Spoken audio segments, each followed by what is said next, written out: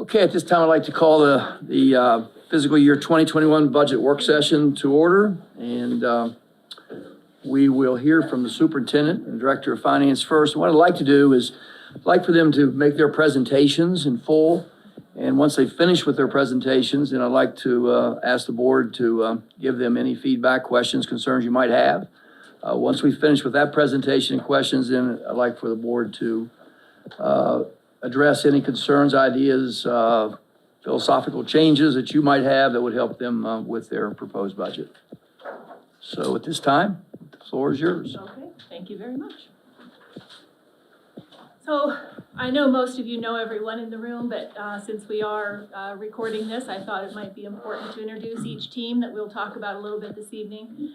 First is the cabinet team, and that's Mrs. Karen DeVore, Executive Director of Curriculum Instruction Administration, Ms. Penny Proudfoot, Director of Elementary Schools, Mr. Paul Edwards, Director of Secondary Schools, Ms. Chelsea Mangus, Director of Special Education, Ms. Allison Schweitzer, Director of Finance, Mr. Rich Wazlowski, Director of Maintenance, Operations, Facilities, and Transportation, Mr. Jeff Gang, Director of IT, Dr. Jane Wildison, Director of HR, Mr. Bill Swift, Supervisor of Safety and Security, and Mr. Scott Germain, Supervisor of Food Services. Mr. And then Wolf. the lead team, Mr. Wolf. he's on the lead team. Okay. So the lead team is Mrs. DeVore, Mrs. Proudfoot, Mr. Edwards, and Dr. Mangus. And then Dr. Phil Lawver, who is our Supervisor of Pupil Services, Mr. Ryan Wolf, our Supervisor of Math and Science, and then the last three, Ms. Stephanie Wazlowski, who's our Supervisor of English Language Arts and Social Studies, could not be here. Mrs. Van Sickle is our new Mental Health Coordinator, and Mrs. Brooks Elliott is our new Coordinator of Special Programs. The last three could not be here this evening. But you have all the cabinet here and most of the lead team. The lead team is the instructional team. That's why so many members of the cabinet are on both. Okay. All right, so I wanted to update the board a little bit on our progress to date. Most of this process has been what we have done before. The cabinet, the lead team, and the principals collaborate on a series of meetings, each with a focus on school needs, department needs, and things that will support each school. We consider all of their requests. They prioritize them in different ways, and then we work to provide a rationale for the requests. Then our next step tonight is very important because the request will again be prioritized based on your goals and values as a Board of Education. And then the feedback that you provide tonight, the alignment with what you provide for us this evening, how that aligns with the principal requests that they have submitted. We also will look at the superintendent budget initiatives. You know, we've had the big three in the last couple of years, so we're still working on those. We also look at academic and behavioral data from each school, any legislative and compliance considerations, and enrollment trends. All of those things are considered as we develop the budget. So as I talked to Mr. Woods prior to tonight's meeting, the goals as I understand them, and he set the table a little bit for us already, but it will be solicit your feedback prior to presenting the proposed superintendent's budget for consideration and approval, an open discussion this evening and a consensus on priorities and your board goals for the FY 2021 budget. And then after we have your feedback this evening, the superintendent and the cabinet will work together to incorporate your feedback and the feedback and the educational priorities into our final budget proposal. Okay? All right, I included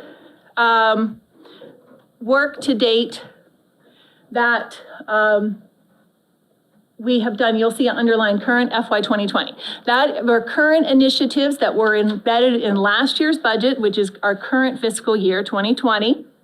And when you see our next slide, this is why I've included this slide, because as we worked through the budget last year, there was a tremendous amount of discussion on the behavior needs, really pre-K to 12. But what we're seeing at early childhood in our elementary schools, and I want the board and the public to understand that it is my #1 priority as well. And it's really the only priority that I'm discussing this evening because I knew that it would be a priority of each of you as well.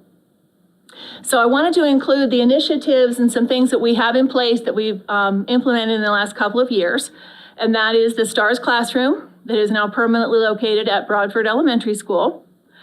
This year, we added the additional STARS classroom based at Grantsville Elementary School. We continue to support the BCBAs, which is the Board Certified Behavior Analysts, those positions that we, in the state of Maryland, have been told we have more than any other district and that we are ahead of the game when it comes to the addition of those particular positions. In the last year, 2 additional behavior coaches, the addition of Mrs. Van Sickle, who I mentioned as our mental health coordinator, and the addition of 2 school counselors. So those are things that we did for this year to meet behavior initiatives and will continue to work with because I know it was a priority last year as well. So that brings us to this year. Still, Superintendent Priority 1, focus on behavior needs of all students, and this will be in, some things we are proposing for the FY 2021 budget. Continue to support all of the aforementioned initiatives that were from the previous slide, so continue with everything that we're doing now.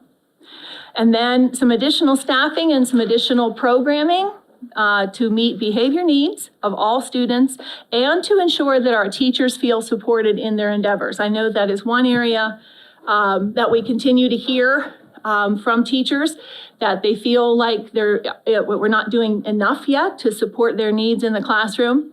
So there's several things that we are considering as a cabinet and our lead team, of course.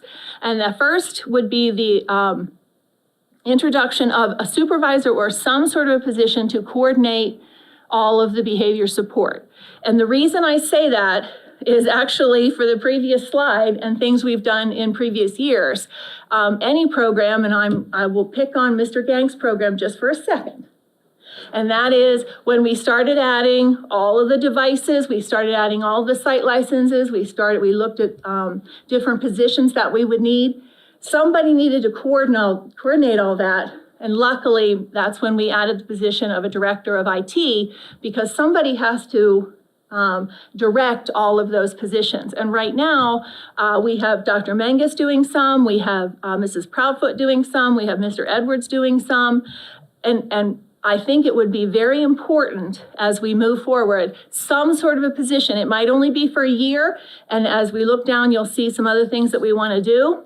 Maybe that person then goes back into a classroom, but I think we need somebody to organize it all and manage it so we can collect all the data and make sure all of the behavior plans are being followed, make sure we do all the PD, and some of the other things that we need to do to support behavior initiatives in our school system. We've talked, we would like to add an additional behavior coach, starting at the elementary level, but maybe we'd be able to do some sharing as you see down something that we have planned for the middle school. Our ratio of students to school psychologist is a little too high. Oh, did I go back? Sorry. Thank you. We are going to recommend an additional school psychologist. Last year, I believe it didn't get through, but the legislature has been looking to say we need 1 school psychologist for every building. And that's when we started looking at our ratio. And we know we really need to add another school psychologist. We know that the SFC has recommended calm down rooms for every building. So we would continue to explore strategies and areas that we could add those calm down rooms for every school. Some already have them, but we would look and see where we would put them for each school that does not have one yet. Both middle school principals are aware that we would like to build a STARS program. And when I say build, I don't mean anything facilities, I mean build a program at both middle schools. I envision this supervisor position working with both middle school principals. One thing we learned when we piloted our program at Accident was that we didn't do enough before we implemented the program. I thought we had a great program, and I will commend Mrs. Proudfoot and Dr. Menges again for their work in that program. But there was a lot of things that we learned as we were building that program. So before we put one in the middle schools, we want to learn from what we learned from that pilot program and build it correctly for a middle school program.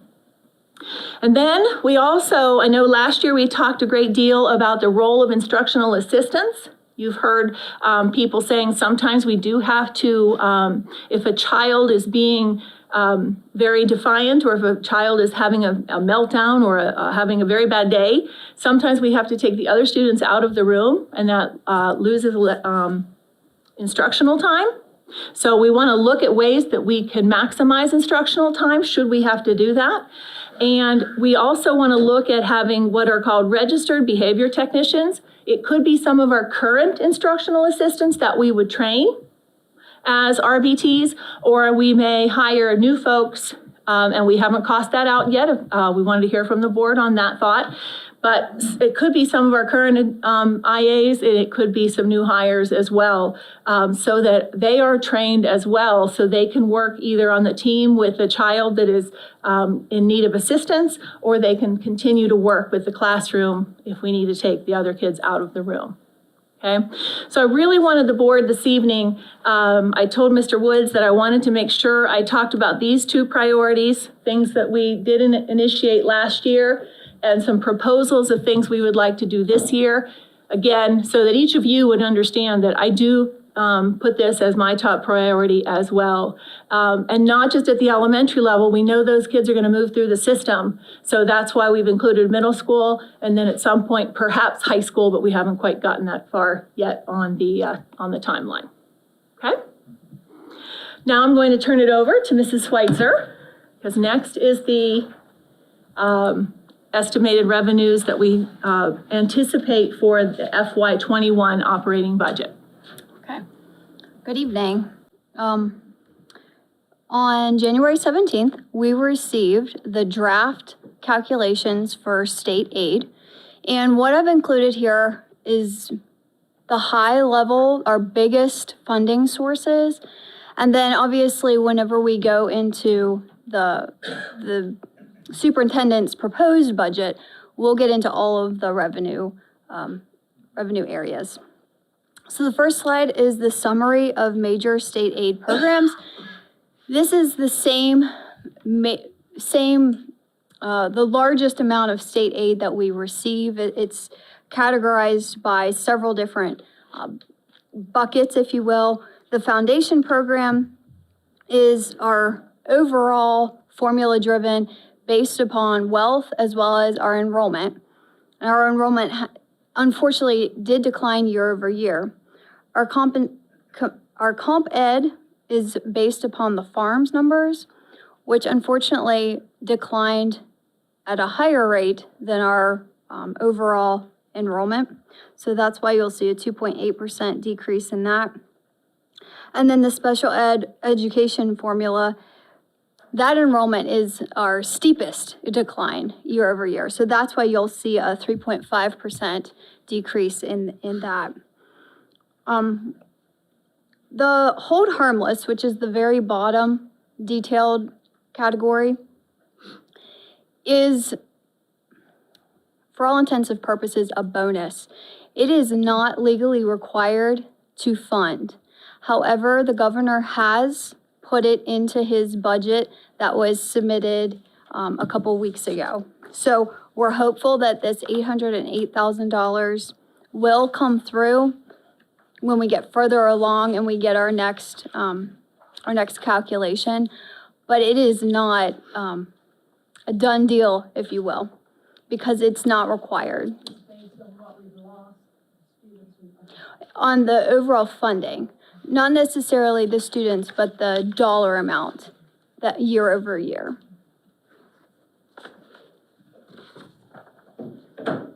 So this is a new section. Last year, when we worked through the budget together, we didn't have the details of the blueprint funding. What's NIT adjustment? Go back. That is the,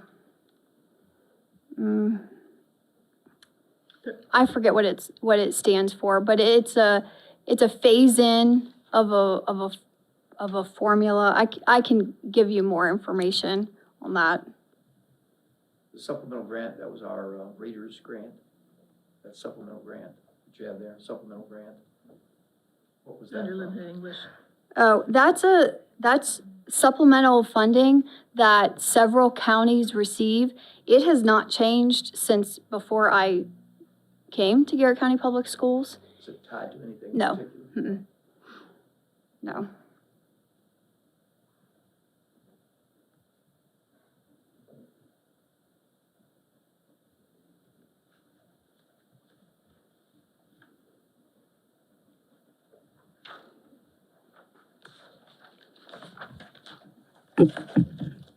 Okay, so the blueprint for Maryland's future. This is a new chart that you'll see, and it'll tie into the budget book. We'll have a revised revenue sheet for you this year because the state has delineated the blueprint funding in a completely different packet for us. So this is also the draft calculations.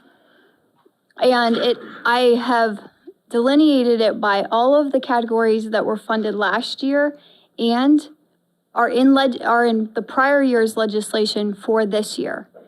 This does not mean that this is the only blueprint funding Garrett County Public Schools will receive this year. Through legislation, there's always the possibility that there'll be other funds that will become known as blueprint funds, but at this point in time, from the January 17th packet, the draft calculations we received from the state, this is what they are indicating Garrett County Public Schools will receive. So this was money approved in last year's legislation. Yes. Now, the declining enrollment line and the supplemental pre-K line had formerly been up in the major state aid. Now, with the legislation last year, it has moved into the blueprint category. So you will see that we will receive $105,000 for declining enrollment, and our supplemental pre-K is increasing year over year. We did add several classrooms to accommodate the supply or the demand for seats. So is that in addition to your basic pre-K program? This is our pre-K funding. Well, that's why they call it supplemental. Well, because we don't receive funding for those, in any other formula, we receive funding K through 12. Pre-K is not included in any of the other enrollment formula-driven revenue streams. Yeah. I was gonna speak to that one other thing, but you go ahead and finish this, so I know. Allison, the transitional supplemental instruction, did you say what that is? That is to aid K through 3 students who are at a high risk. They are testing very low. They're tier 3, tier 3. Tier 3, response to intervention. Yeah, so if they are identified as tier 3, so it's money for one-on-one tutoring, small groups, but it must be spent K through 3. The mental health coordinator, that's the position. Yes, it goes to the salary. I know this is probably a question you don't know the answer to, but I'll ask it just for clarification. That is not a guaranteed amount of money each year unless the blueprint appropriates that money. That would be a position we would pick Correct. up or not pick up as a county with regard Possibly. to whether that money continues to flow or not. Is Yes. that correct? And then the teacher salary incentive grant, that is the piece from the state that if the county negotiates a certain threshold, then we're eligible. And it is a true pass-through to teachers. That was a 2-year idea? Yes, this is the second year.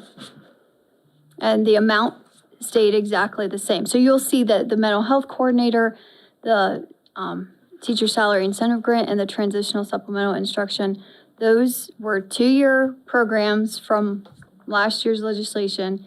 And they're hopeful that when the bill is introduced, it'll be included in the bill to extend the life of those programs. I wanted to point out a couple things.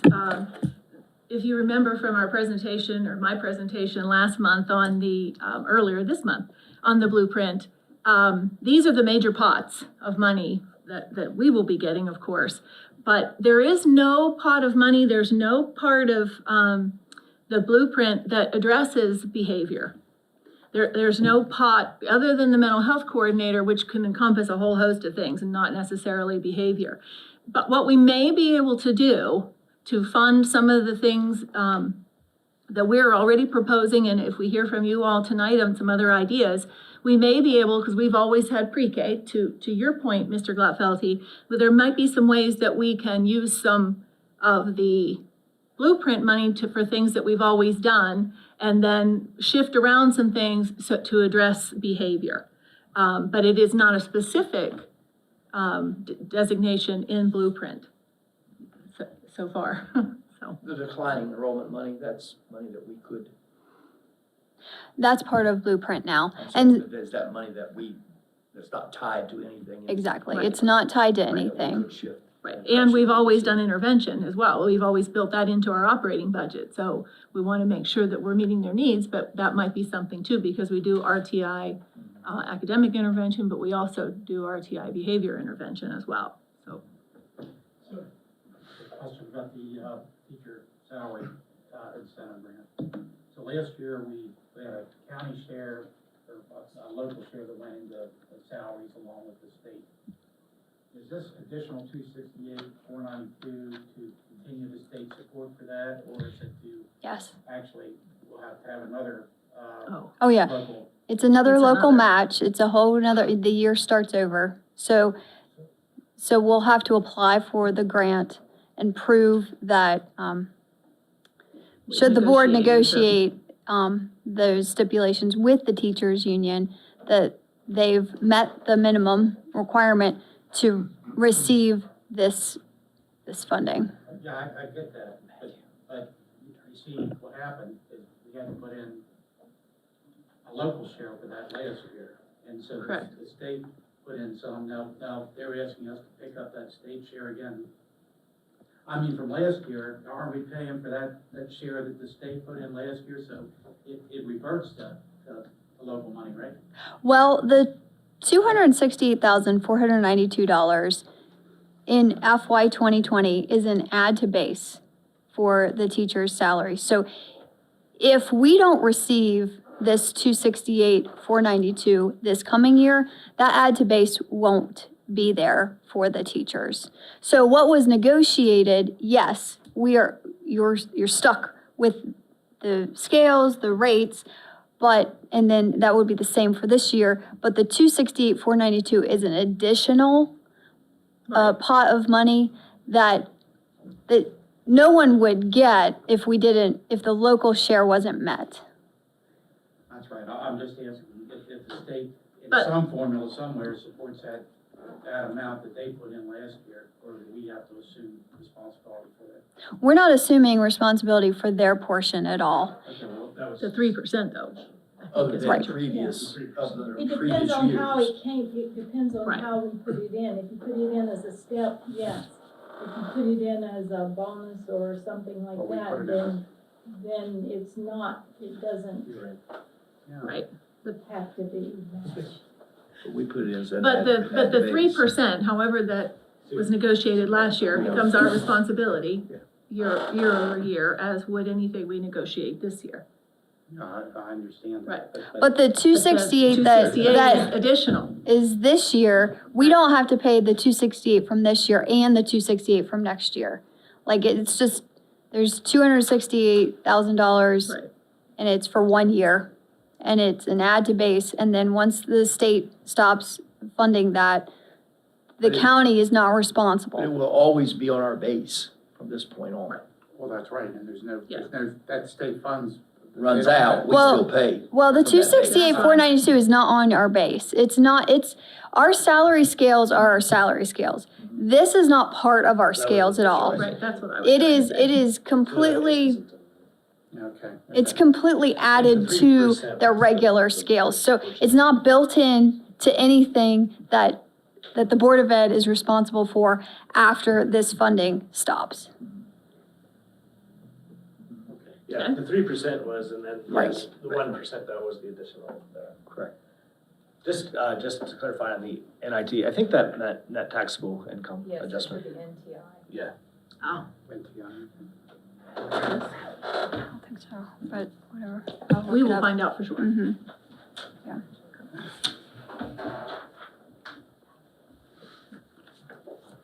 Oh, Stephanie's trying to think. You were going through all of them. When you look at students with disabilities grant, is that applied to a certain age group or position, or how is that applied for that one on here? The Students with Disabilities Grant is probably the least restrictive of all of them because the state does recognize that each LEA must accommodate the needs of their students differently, especially when it comes to students with disabilities. And the way that it's written is that if the funds are not necessarily required to meet the needs of students with IEPs, the money can also be used for 504 plans and any other blueprint initiatives. So it's a little tricky because, with the fact that our student population of students with disabilities is declining, and we still must prove that year over year we're increasing the per pupil spending on students with disabilities, as well as the excess cost, the overall spend, it becomes a very difficult numbers game, if you will, to make sure that we are accommodating all of our requirements to meet the IEP needs, but we're not spending too much money under the special education umbrella. We really used this money to pull out our 504 plan and EL and make sure that those programs were truly built and scalable, if you will. We have had an increase in our number of non-English learning students, as well as prior to the position of coordinator of special programs, there wasn't a person that oversaw 504 separate from special education, which is a state requirement that we pull those two services apart. So.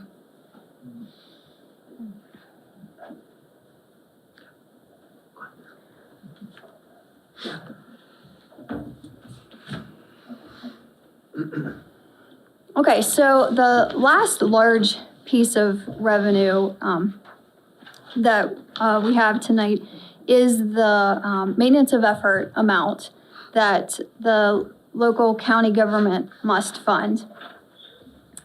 Now, Garrett County Public Schools did decrease students. Now, again, this is K through 12 students by almost 34.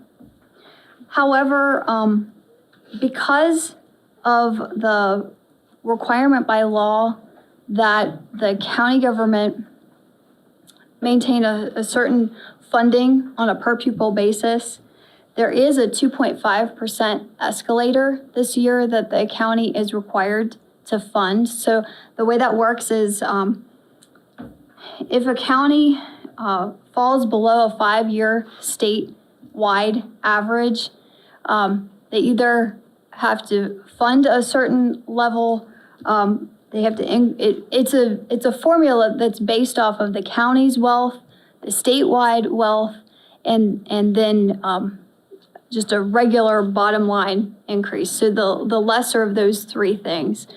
This year there were 12 counties that all had the escalator clause enacted, and every one of them has to increase their per pupil spending by 2.5%. And Garrett County is one of them. So we will see an increase in maintenance of effort.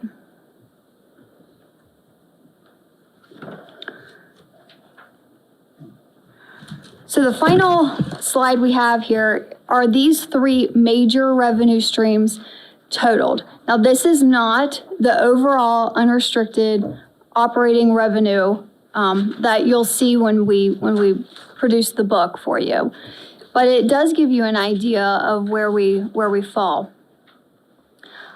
I would like to caution the board that while 2.3% increase and $1.1 million looks to be a rather healthy increase, we haven't overlaid the increases in our expenditures. So we know that healthcare is a constant struggle.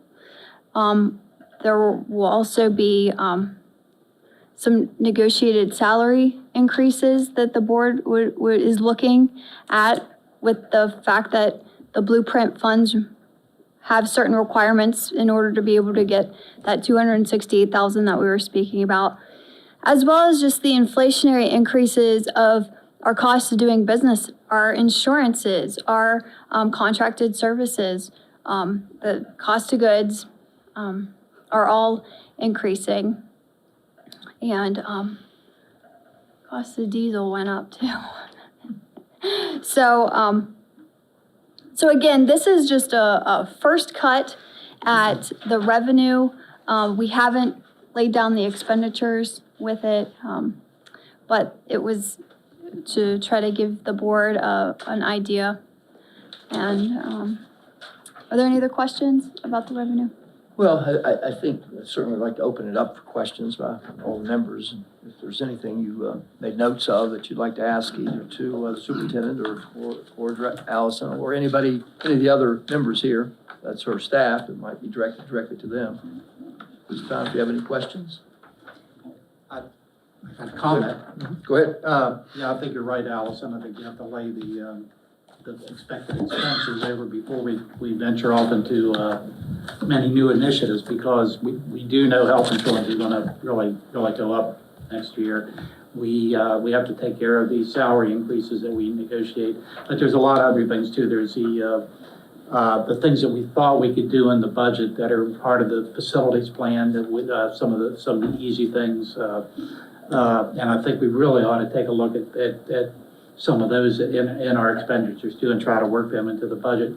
But and I'm sure you'll do that when you actually prepare the full budget. But And we will, and as I said at the very beginning, one of the things, this was just a very brief overview. And certainly the behavior initiatives are, again, just a start, some things that we're thinking of. There are some non-cost factors that we've also looked at as well. And there are other priorities, for the school system in capital needs and some other needs. And that 1.3 does seem, that's very nice, and we're glad it's not a 1.3 deficit, because then we would be talking, about a lot of other things. But it really is just an overview, but we didn't do anything further till we wanted to hear from you all. another question. Sure. You have a mental health coordinator right now, Mary Van Sickle, and then you want to hire a behavioral health coordinator, is that right? Or a Behavioral services is what I would call it. So, Supervisor. is there I can explain why you need both of those type positions. Well, the mental health coordinator is a completely separate position. She is really the liaison between the schools and all of the services, all of the mental health services that are provided throughout the county or throughout the state. She does work with us on a number of things, working with Mr. Swift on safety and security, because threats can come in lots of different forms. That position, and again, it's a proposal. It's not anything definite. I know I'll get lots of letters and emails. There are lots of needs. But this is a person that I see making sure every staff is trained correctly, and that when we're looking at behavior interventions, the coach is a great model, and we've increased the coaches, and this person would oversee that.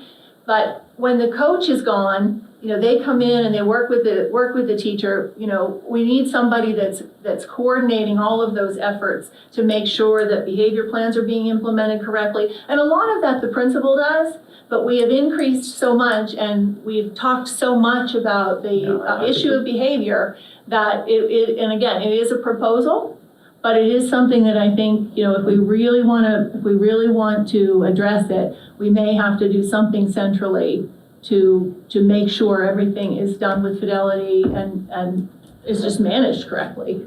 Okay. So, Thanks. Thank you. but they are two very different positions, to answer the first part of your question.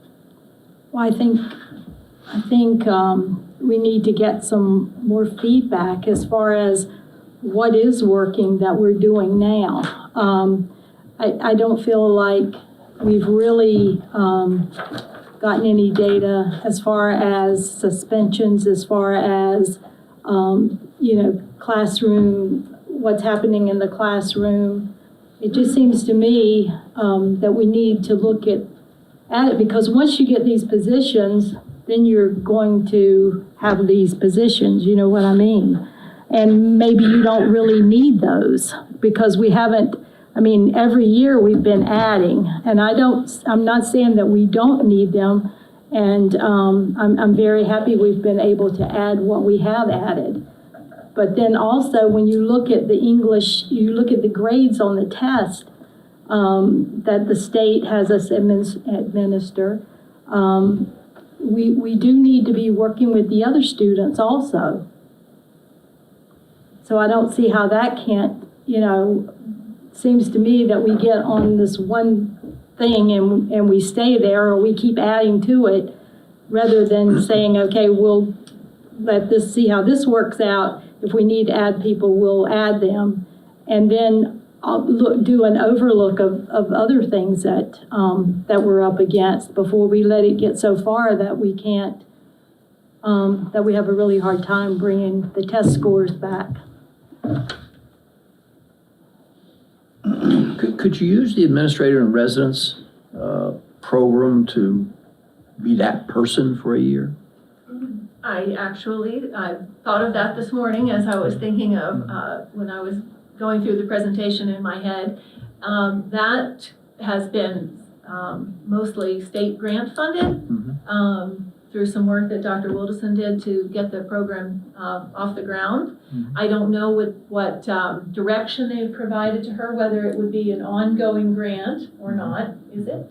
Well, we're hoping. Okay, so we're hoping. I think the state's very happy with the model we have, knowing our challenges where we live, trying to be good administrators, and trying to build our own capacity was something that they thought was very interesting. So I think the data is going to prove our point. I just hope that there's that additional funding. It would seem that would be an excellent way for us to perhaps see if we need the person and let the state pay for it. Yeah, and if if it ends up being the same person, that person has done several site,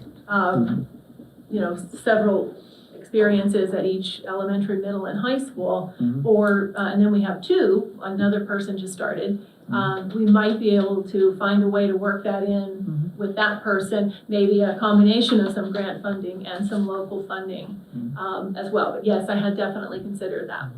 Just 2 points I'd like to make on that is that in both cases, we are at the mercy of this one particular source of funding at the state level. And we couldn't really jump in until it was actually approved and we received the notice of grant award. So it's difficult to plan in advance. And for this position, we would want to do some really specific, we're talking really a high level administrative type position, because these are our most vulnerable areas right now, the behavior in and of itself. The other point is that we would really want to look closely at the possibility of having kind kind of a veteran BCBA, or at least a person who is a BCBA certified or in the BCBA program, because they will be overseeing all of our other BCBA people. That's true. So that's something that we would want to consider very closely. You said an additional school psychologist. Where would that person in your mind be based? Northern, southern, both? Well, One particular set of schools? right now we have 3. Mhm. And we have just realigned their caseload a little bit. So we would look overall where our greatest needs are. Not sure, have we designated a school designation? We would have to Right. reconfigure, because we have 12 schools split 3 ways. We would be reconfiguring. Right, but it's not everybody obviously has 4 because of Right. the caseload, but It's the student. But we would look at those 3 and then realign them so that they were, I think each one has about 750 right now, maybe times 4. And I think with an additional one, of course, we could get that down to around 5, 6, something like that, which is a much better ratio for school psychologists. My memory serves me, if it does, that we had 1. Didn't we just have 1 School psychologist. many years? We did have 1, we have 3 now. I know, that's what I'm saying, but we've operated for a really long time with 1.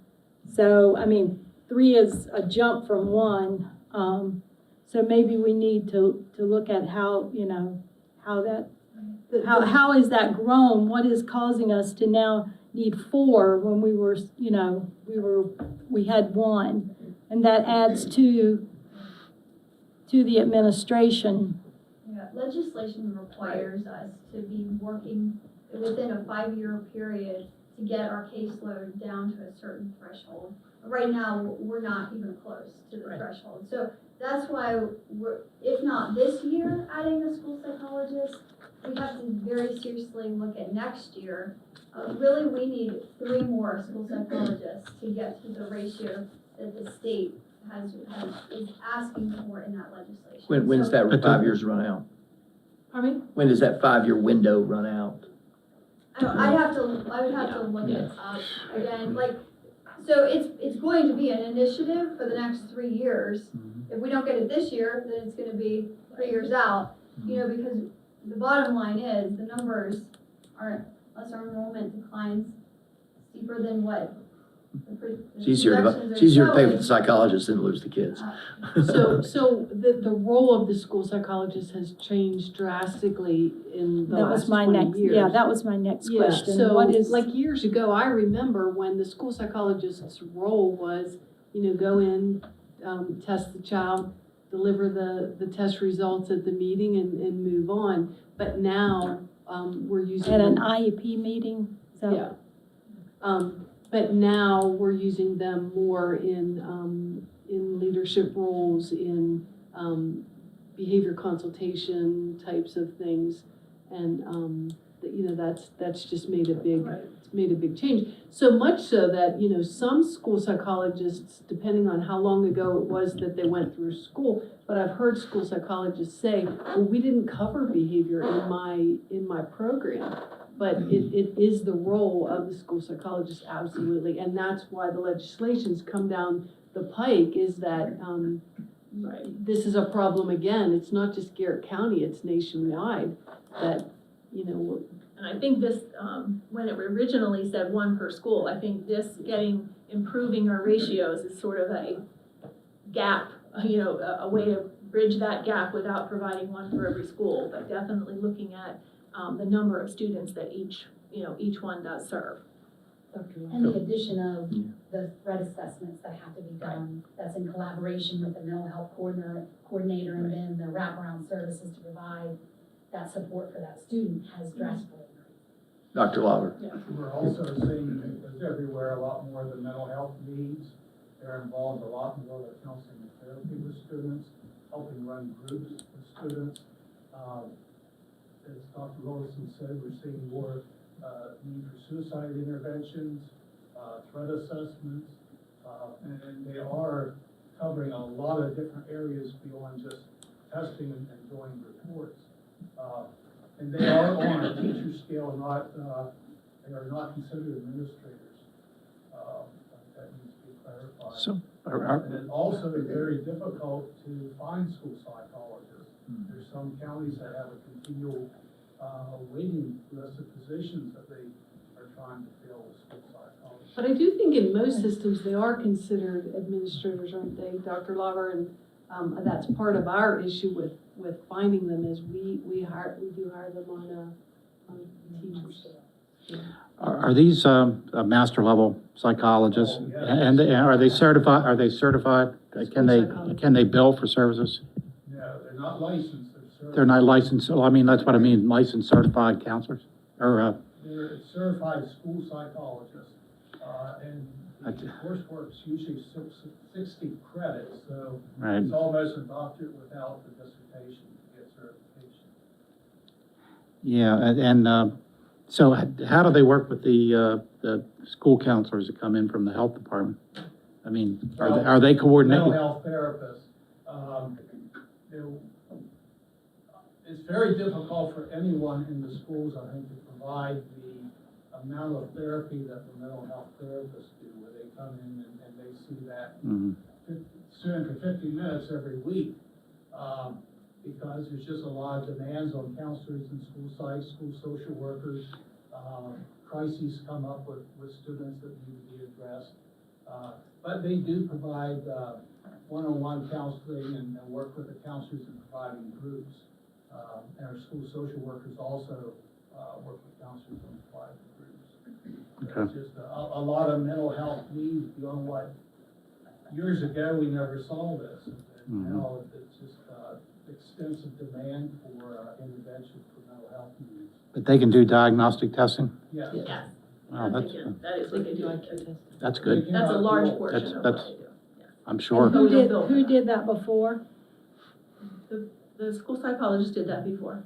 The school psychs do the IQ testing and the behavior scales, like the, what's it called, the Connor scale, and there are those, but then we have, people in the special ed department who do the diagnostic prescriptive testing, the academic stuff. So when you go into an IEP meeting, you have to in order to qualify a student with a learning disability, there has to be a significant gap between the IQ testing and the ability and the performance achievement. So some of my point in sharing that was some of the achievement testing is done by the DPTs, but the psychological testing is done by the I was just wondering why the load is so much more than it was before. Well, I think it's the testing that we've always done, that they still do, and then the other All things the that stuff Dr. that Lauber they do. said that now is on top of all of that testing. Before they really were spread so thin, they really only did testing. They didn't do any of the other threat assessment things that Dr. Lauber, and we're seeing an increase in those things. I thought that's what you meant before. Who did it before when we had one, correct? Mrs. Right, Siegel, was that what you meant? Right. We didn't have the demand for the Yeah. mental health needs that we do now in the crises. I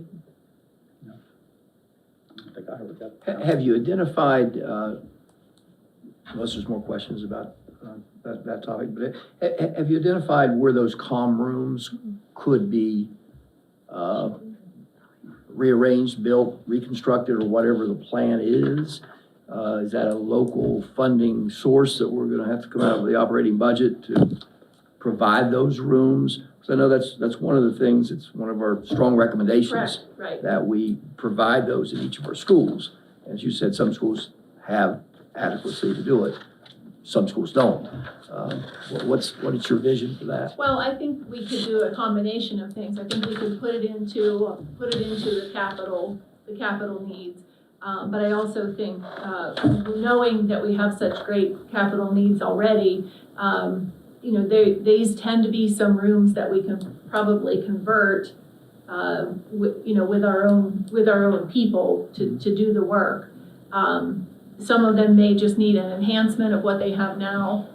some of them may need a whole new space that's designated, you know, just for the calm down area. But that is one reason why I did put that on as part of the behavior issue, is because it was a significant recommendation from the SFC.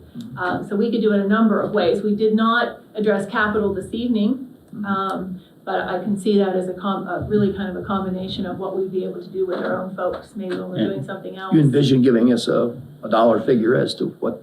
Oh, I think, that yeah, would- I absolutely think so, as we work, you know, towards the final proposal for you. What would it look like, the calming room they have at Route 40? Something similar, yeah, Yeah. something similar. I think there's one at Grantsville that they have that has, Doesn't you know, look kind good. of lighting and kind of, you know, I know that we have a number of them already. Yeah, it shouldn't be that expensive. I don't think, as I've talked to Mr. Swift and Mr. Wazlowski, we don't see this as a great expense, as most of the work can be done with our own folks. Just designating a place to do it. It's just finding, yes, yeah. Some schools, that's easier than others. Shouldn't be a Yes, problem in the Yeah. northern end, right? That was a question I had about space, and do all schools have space for it? There might be some that might be more of a issue to find the designated space for this. It could be, but I think a number of schools have already at least identified an area. It may need some enhancements. But I think all of them have at least kind of explored the idea. But you're right, some have more space than others, Mr. Brinker, for sure. Yeah, like that don't have a separate art room or music room or gym, so. Correct. I do think your last bullet concerning instructional assistants and registered behavior technicians is perhaps one of the more important things that you've outlined, because that gets to the root of the problem. And the root of the problem is we need more hands available, trained hands available to work with the kids that we need to work with. Well, I think there's two, I think there's two. I think absolutely that's the root of the problem, but I also think in the heat of a moment, having teachers have the skills that they need to implement what they've learned during a situation in which, you know, anything could be happening when a child has some sort of a crisis. So I do think we do have an issue with our instructional assistants. Our instructional assistants are not allowed to be teachers, so they have to work at under the direction of a teacher. So that plays into taking some of the children out of the room. But then also making sure that those assistants have the skills is absolutely one of the roots of the problem. Well, when you take a child out of the room, who works with them? Would this be the registered behavioral technician? I mean, Not necessarily. Each school has a team. So the team would usually go in and work with the child. If that teacher's on the team, sometimes they stay. Another teacher may take that group of kids. It really just, depends on the situation, it depends on the child, it depends on the team at each school. I get a feeling with some of what you've heard that that kids are pulled out and they're all standing in the hallways, I don't necessarily think that's the norm. I think they are taken out, but one of the things that we need to do is make sure they're taken to someplace where they're still provided instruction so that they're not missing instruction during that time. well, That's really not fair. I think that's Tom's point. Do you have enough people to do that? To actually, Well, that's what we're working towards. and I think one of the having things, skills. going back to what Charlotte said, one of the things would help us a lot, and I know I've asked you to perhaps maybe ask Dr. Mangus to give us a presentation some evening, to see the data by school as to the number of times the team was called, the regularity of them being called. Because if a team's called, then there are other teachers, there are other personnel who have left their students as well because the team was called. Correct. So Sometimes it depends on who the team is. but it yes, depends on who the team is, absolutely, but in general yes. sense, Yes. there's going to be somebody else who's going to be leaving as well. The very So, first thing I wrote down was provide additional data, so yeah, that gives us a sense of what we're up Sure. against, Yeah, because, that would we're help only us. speculating right now what we're up against. Right. Okay, great. Anything else, anyone, about that page? I can give you the overall team calls now if you would like that. I mean, we would have to break it down by school, but, so far this school year, we've had 17 team calls. Well, I think might be, go ahead. But But I think in the future, I could provide you with specific data because some of those are with the same student and not necessarily 17 separate incidents, but. they can be- That would really be Yeah. great data to see, like, on a quarterly. Yeah. And Well, and I just so think we we can can see. compare some numbers to last year as well, Sure. to see if, the slide where I indicated the things that we added this year, to see how they're working. So maybe we need to do some comparison as well to last year's Sure. or even the year before data. Sure. Yeah, and the data is important to break it down by school because you have certain interventions at some schools that might be more effective than at other schools. So it would be good to see if it's really working where you have these things in place. Absolutely. So she would, Absolutely. would she also get the information if it wasn't a special ed student? So you would receive that anyway? Yes, Oh, okay, so right now Yes. I oversee the behavior, so yes, I receive it for all students. okay, good, thank you.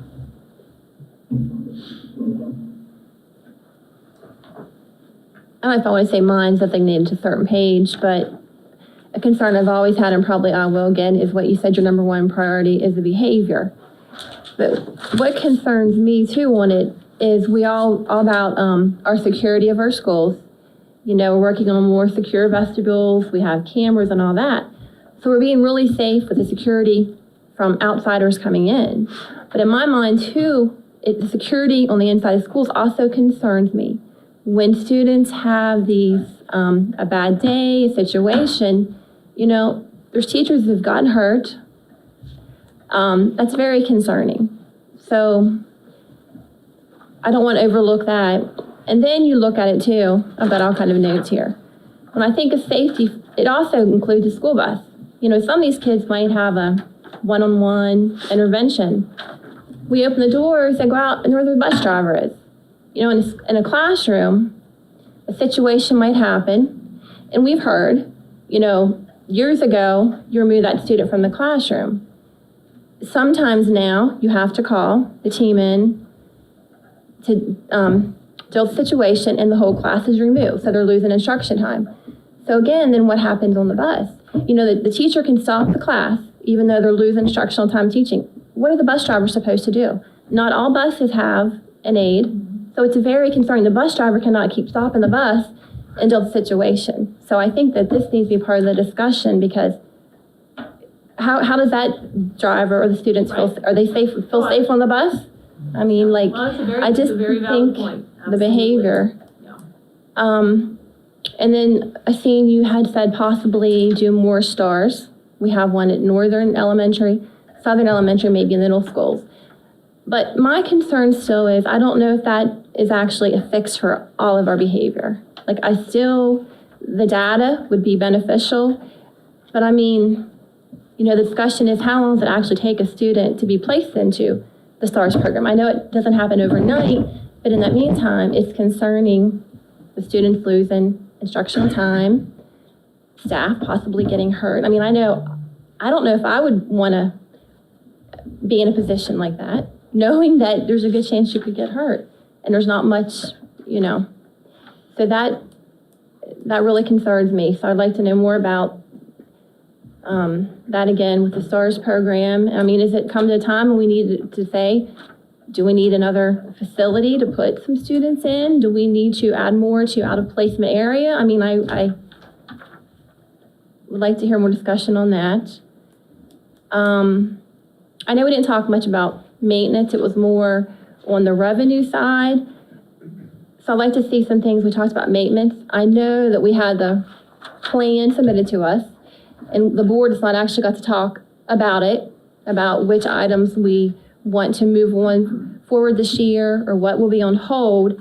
But when I looked at their educational facilities master plan that we had approved, one of the biggest things that was in there was 6 schools rated fair, 1 was poor.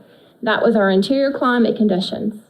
So is that like our heating, our air conditioning, the ventilation system? I know that we've heard a lot about the air conditioning, not all of our schools, but some of our schools, it seems like our hotter weather is in the fall when school starts, not so much at the end of school. And how I know that there's been kept track of the temperatures and you have to keep the doors shut for safety, security reasons. So I'd like to hear more about that. And I guess you're going to keep us up to speed if you think there might be things in the House bill or Senate bill that could be passed through legislation that could impact the budget, mandates that are unfunded. So that's a piece that's out of our control, but we need to be having those conversations.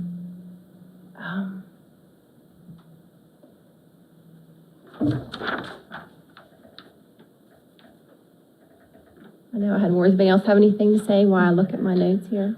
Well, and if there are no more questions about what she's presented, do you have questions about things? If not, what I'd like to do is open it up for any questions, concerns, ideas, philosophical changes that the board might have to help them with their budget. I just want to add on to what Mrs. Rinker said about the schoolrooms that have that get very hot, the air conditioning problems, that type of thing. I think if you look at House Bill 1 and Senate Bill 1, the Build to Learn Act. Yeah, so there's sections of that that really are carving out money to address those type of issues. And so I think we ought to be positioned to actually go after that money if it does become available, if that piece of legislation passes. I mean, they're going to prioritize the schools, and the worst ones are going to, the schools in Baltimore City that have 100-degree classrooms and that type of thing are going to get prioritized first. But we might be able to carve a little bit of money out of that piece of legislation to actually look at doing climate control in some of our classrooms. So we need to know which ones need to be done and an estimate on how much it's going to cost to fix them, and then you're ready to go when that money becomes available. So that's I think I think you're right on, Mrs. Rinker, on looking at those type things. Sure. The instructional assistants. I think we've probably all had someone out there say to us, send us help. People come, but they don't stay. And they don't stay because that's not their job to stay there and help the teacher in the situation they're in. So I think we really do need to look maybe at the bottom, look, see what is in the classroom before we build all of this that we're building above the classroom, and make sure that that help is getting there through something that they can depend on being there for the teacher and for the student that needs the help. Sorry. Okay. When I look at your in the beginning, budget development process today, did this start like in the fall like it normally does? Did you go to the schools, Ms. Baker, and talk to the principals and they say like needs of the schools? Is that how it went as normal? In October. Okay. On there it says all requests have been considered. So I think it'd be nice if we could see like some of the things that are important put on the shelf. They're not like a top of the priority what was sent from the schools, just to know what the other needs are that, if a pot of gold come one day, this is things that we could get or do.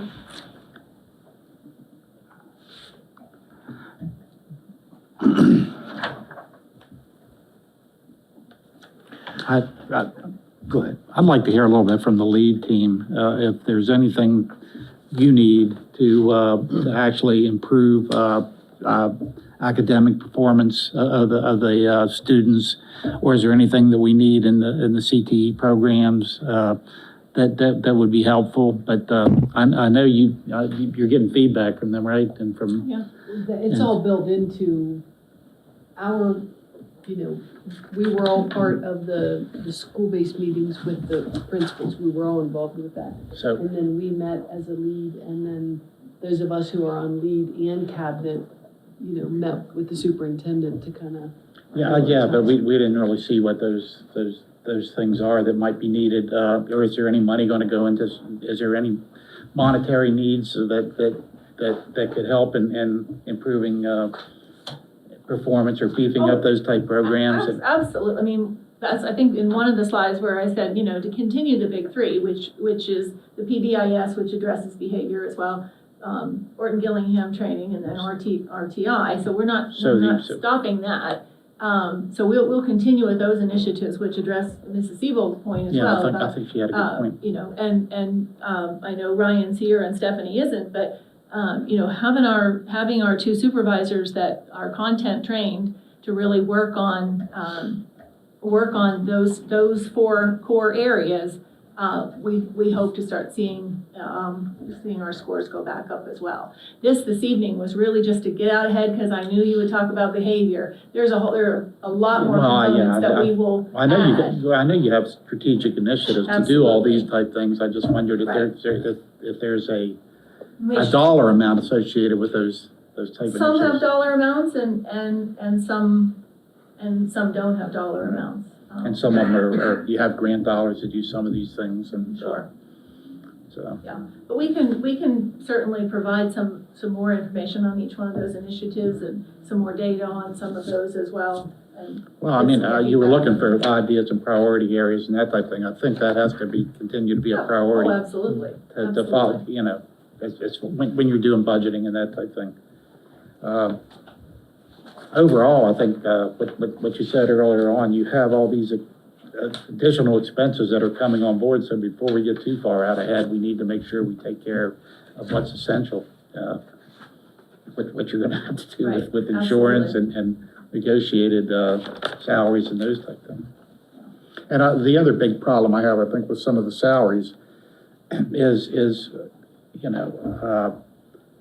the blueprint for Maryland is going to provide money for teachers, incentives and that type of thing, but I don't think there's ever going to be any money in there for the instructional assistants, the janitors, those type of positions. So we have to kind of look at that too and keep our eye on that and actually dedicate some money for those type folks too. Well, the other challenge is that minimum wage will be. Well, that's going to be Right, so we have to build that in as well. 2023. Right. 2023, so that's enacted. I just went through the budget book and tried to find areas that I might have concerns about expenditures. Okay, so just as a kind of items. Dr. Lawrence, might be for you, I'm not sure.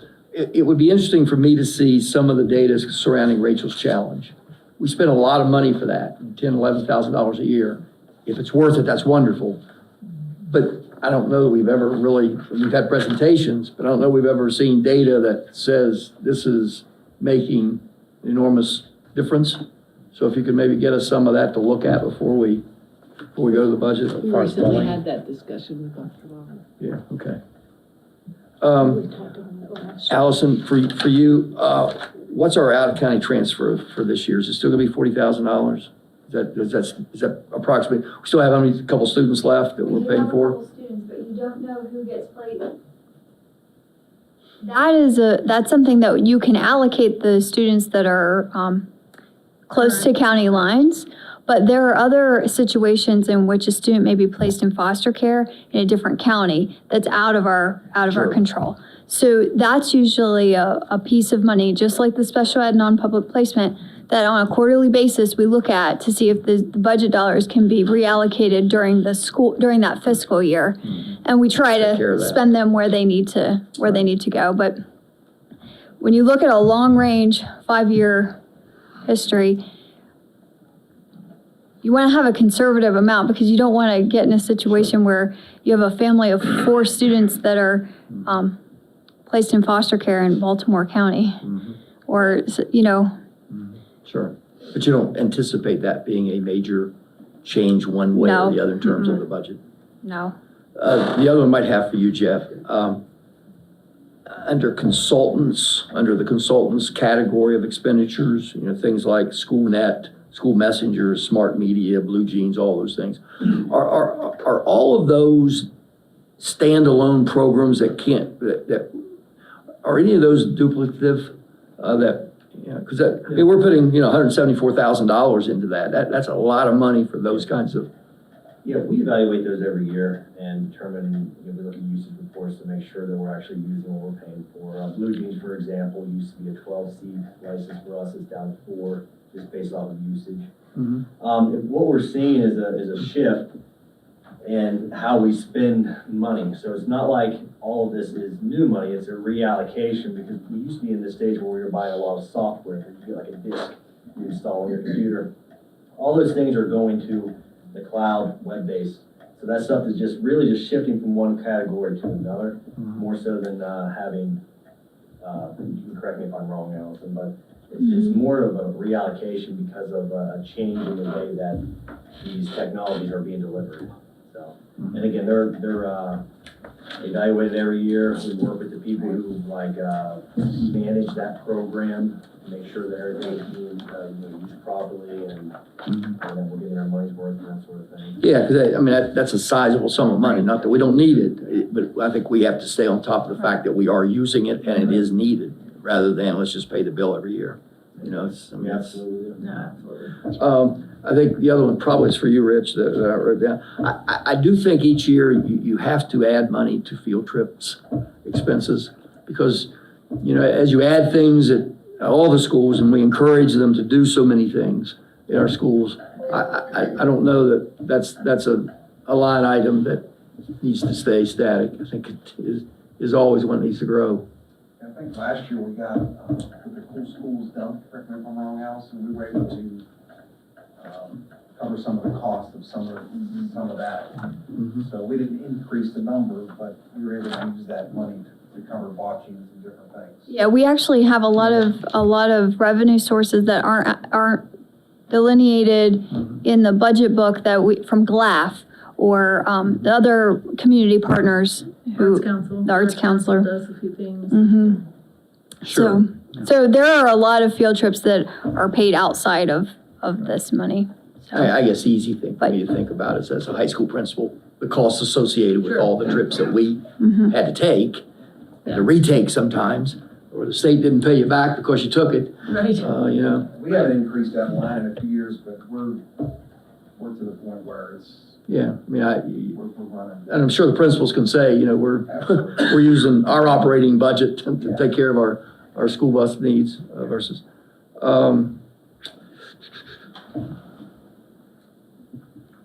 All right, a couple more here real quick. The DVR upgrades and school construction.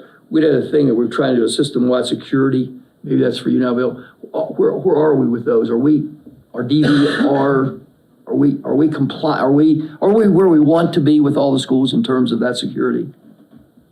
Not currently, but we're upgrading them all. I know Jeff and his team have already installed a new system at Southern Middle and Broadford, and we have a plan to do 10 schools this year, or actually 8 this year and 4 next year. So we'll have them all upgraded to the IP cameras, which is much higher quality. We added in 5% additional cameras per school, which could be anywhere from 3 to 5 additional cameras. Network video recorder, and also a server down the road as redundancy to back it all up. So yeah, it's in the works. Is that paid for through our operating budget? Is that something it's a grant? Yeah. Okay. But it's an ongoing grant that we feel confident that, no. It's not an ongoing grant. This current grant was, came to about 90-some thousand, I believe. Right, it was it required a county match, Yeah. and the county government did fund the county portion of the match, so it's not coming out of our operating fund. There are a couple additional items that are coming through our operating budget, but they were pieces that we were going to be replacing anyway. So we're just doing it a little bit ahead of time because it makes sense with the project. Okay. The Striving Readers Grant, we have 2 more years left on that. Is that correct, or 1 more? we're in the last Year of that. This is the last year? This is the Oh, last where's my year. life goal? Yes, We yes. just did that And that last month. that is definitely something that we've been talking about since October 1st. Yeah, I thought it was 1 more year, because obviously that comes into play with our budget. Right.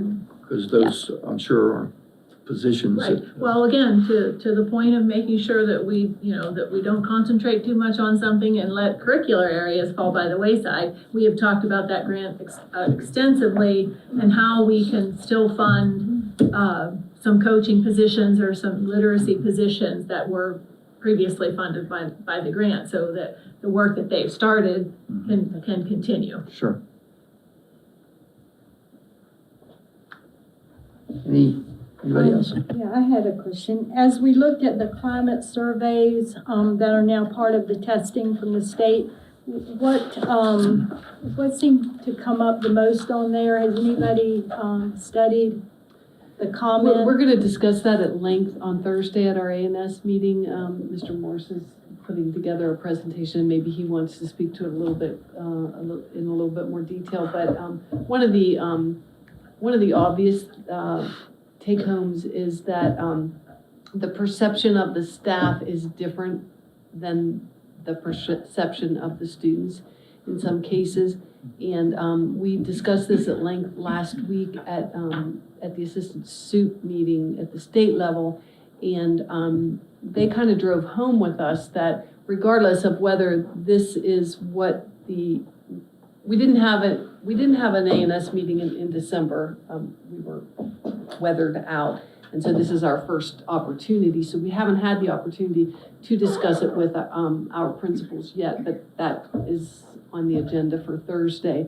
And kind of our message to the principals after Mr. Morris goes over this, he's gonna go the countywide data, like what it's saying to us countywide. We're gonna ask each, give the principals some pointers and then ask each of them to look at their individual school data and then to work with their, work on their goals. Because what was kind of really driven home with us at the assistant sup meeting was regardless of whether that's the way you see your building, it is the perception. That's why we did the survey. And there aren't gonna be any changes in the survey we're in order to see the data move from year to year. So that's we haven't had the opportunity to speak with the principals yet and have them, kind of give them the directive the data was sent out to the principals, but we haven't had an opportunity to follow up with them yet. Okay, so that's something I think too, you want to move on that. Hopefully have movement on it, and if so, it needs to be addressed through the budget, I'd say, if it's things that comfort of students or, lacking of programs, whatever the perception is. Thank you. Other questions, concerns, ideas? I had one. When we had talked at our last meeting, for this month, and it talked about the blueprint for Maryland, part of it they was talking about 3 and 4-year-olds. Well, all of our, 2 elementary schools that don't offer pre-K.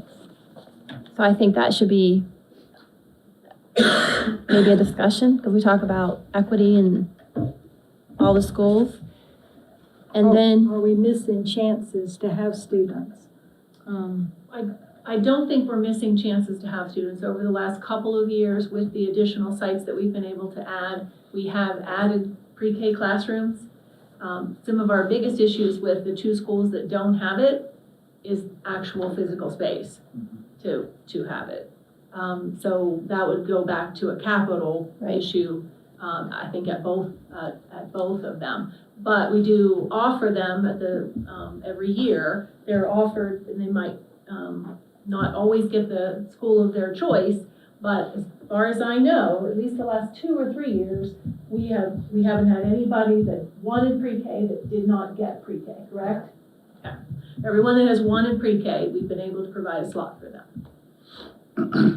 And transportation, or do they have to have their own transportation? Yeah. We provide the transportation. To get them to another one? Okay, very good. Thank you. and my other thing was that has been brought to our attention too. A concern is Southern Middle School doesn't have a lab. Northern Middle does, and Southern Middle. The students are missing out on that piece. That they don't have a lab? Well, Science lab, Yeah. yes, sorry. I think that speaks to our Yeah, future capital Capital, yes, desires it does. that we, It does. that we may have, Yeah. speaks to our SFC recommendations and all those things that I think all of us understand. That's a big priority that we have, is trying to provide all the opportunities that our students need to move forward. correct. And I guess my next question too, with the timeline of budget, when do you predict, estimate you will have more for us? Because don't we have to have, like, this would be like meeting one of a budget discussion, don't we have to have like at least 2 or 3? You know, like you'll present it at a board meeting and then another board meeting. When is our Well, time my frame for plan, here? depending on a time frame that I can certainly work out with Mr. Woods, but my first idea was to take your feedback from this evening, find a lot of the data points that you're looking for, provide a lot more information on academic programs, some other things at the February meeting.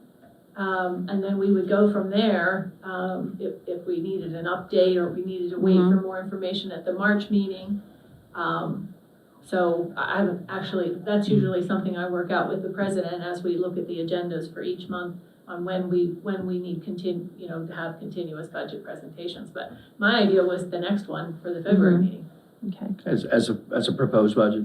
At least to provide An a overview, basic an proposed, overview. incorporating as Yeah, much of the sure. feedback from this evening as we can between now and then.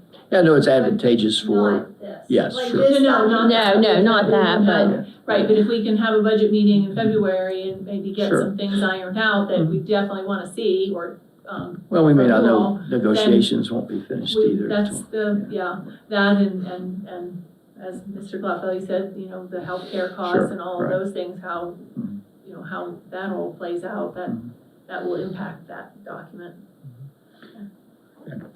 Partly negotiations too, how much, you know. That's what I mean. Yeah. Dr. Paul, any I'm good. concerns? And a question I always ask every year at the budget is if there's any programs, courses that will not be offered, will be eliminated or changed, this is the time to let us know that also. Because I mean, when you look at the budget book line by line, it's not specific. So sometimes if we don't ask the questions, then we don't know. Right. Because it's not detailed. Like for your side it is, but our side it's not. As of right now, depending on how far we can stretch that 1.3 1.1. $1.1. Right now, there might be some smaller programs that we might consider eliminating, but we will bring that to you for consideration. Okay. Right now, Right, but I mean, just something, that will be a question that I will ask, so. And then I guess another part, if there's anything we're going to add, if there would be any programs or something that we would. there could be, again, that would. Right. We just kind of really hit the biggest parts for this part. I know at the LAC meeting, we talked about that mentorship program. Apprenticeship program. Right, apprentice. I did see the other day, I think there were 2 counties that were involved, and Allegheny was one of them, but now it's more counties, something I read last evening. So are we still trying to think, because there is money for it, right? There is some monies. There is, and ironically, we talked a little bit about this in our lead team meeting today. There is a little bit of money that the state will provide for coordinators. So if you go into the apprenticeship program, you have to have a coordinator. They'll supply some of the money for that coordinator, and then for a couple of years, and then that will be our responsibility. But you said about 50%, like. About, give or take, to get it moving.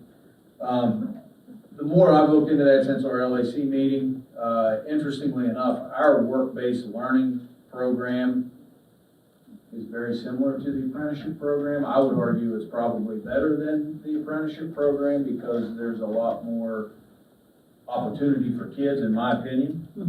And on a conference call I was on 2 weeks ago, Kurt Lear actually sent me an email after that meeting and said, yeah, our work-based learning covers, this is all about apprenticeships. I guess the question at the end of the day comes down to return on investment. We could start apprenticeship program, Maryland, tomorrow. We could get some state money to do it. Right now, Allegheny County is involved. They have 3 kids enrolled in the program, so they've had to hire a coordinator for 3 kids. Queen Anne's County has 5 kids. Somerset County has 1 kid.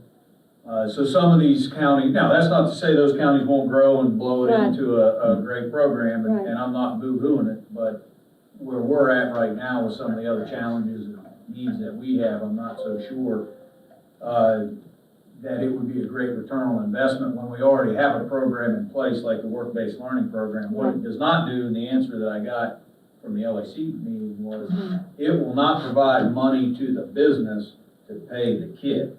So that was a big question of, will it provide money to company A, First United, fill in the blank, whatever, to then pay the kid to help subsidize it. They will not do that. So that did answer that question. But our work-based learning program allows for kids to be paid or unpaid, where Apprenticeship Maryland is, they have to be paid. There's no other opportunity there. So we are looking, we'll have another LAC meeting probably in April, where I'll bring all of that back. But I think right now, it would cost us a fair amount of money to impact very few students. Right. And we would still have students doing the exact same thing whether we have this program. The other important point I think thought you made at today's meeting was that it has to be for one company or one business, whereas That's right, one industry. and whereas our kids, right now, we have a multitude of. Right. I think, and some of the things that came up that you've probably already worked out with what we have is, what if we don't go to school that day? How does transportation, how do we get them? Right, how do you get them to that job? And if we've already worked that out through a program that's serving the kids, then it seems to me that would make more sense. And I was on the same conference call, and transportation was one of our biggest questions, and they really didn't have an answer for that. Well, I know we were gonna look at Allegheny and see, how it went for them, before we decided to jump in and see. I saw other counties had now joined, but they didn't say they had 1 or 2 students. I could just see every kid going to their job, you know. Howard County has the most students enrolled in the actual apprenticeship program, I think it's 19. Washington County had 15, and they're all working out at the Volvo plant, which is a huge plant. Obviously, we don't have an opportunity like that here. But that's the other thing. So our work-based learning program is, any kid, if you're in ag, if you're in business, if you're in machining, whatever it is, you can do it.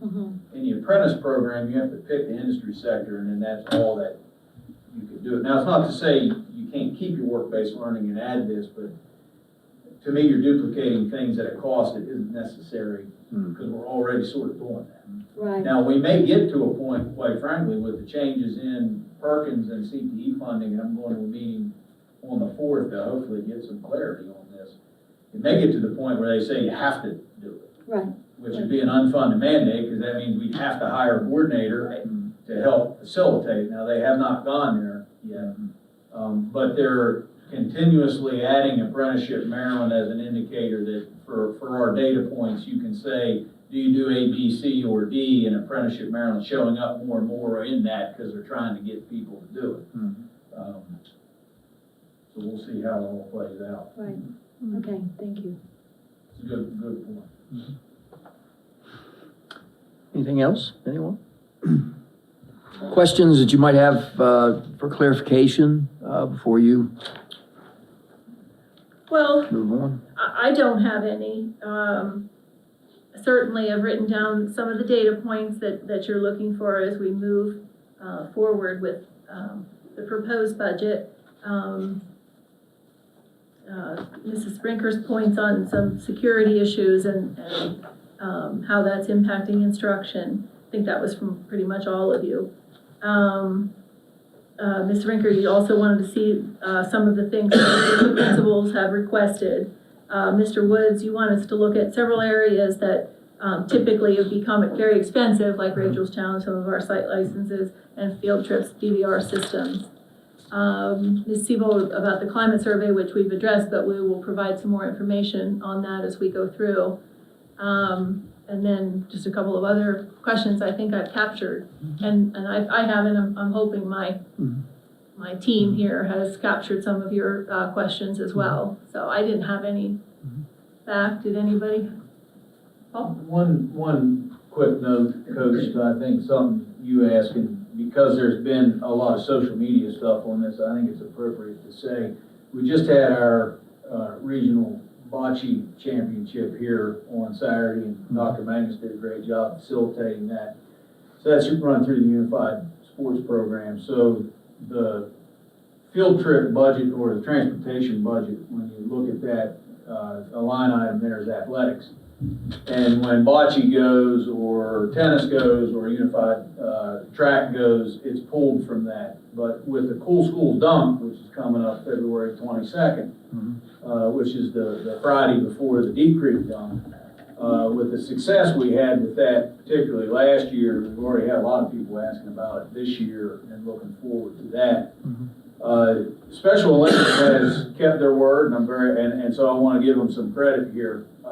They've really followed through with, they're taking all the money from the Friday event and helping fund, basically funding all of our stuff. So if bocce costs $5,000 in transportation money for the whole year, we're gonna spend that out, but we're gonna get that $5,000 back. So even though it doesn't, I think that's what Ms. Schweitzer was saying, we're getting a reimbursement on that so we can maintain the same amount of money in the transportation line, but we're spending a lot more because we're getting some back that doesn't necessarily show up on the paper. Sure. But I wanted to say that because we've, over the last several years since I've been here, Special Olympics Maryland has been bad-mouthed a little bit with their partnership about what they do, especially since we've had this new program. They certainly have followed through on their word, and they have funded every single thing that we've sent in, which is everything from transportation to coaches' salaries to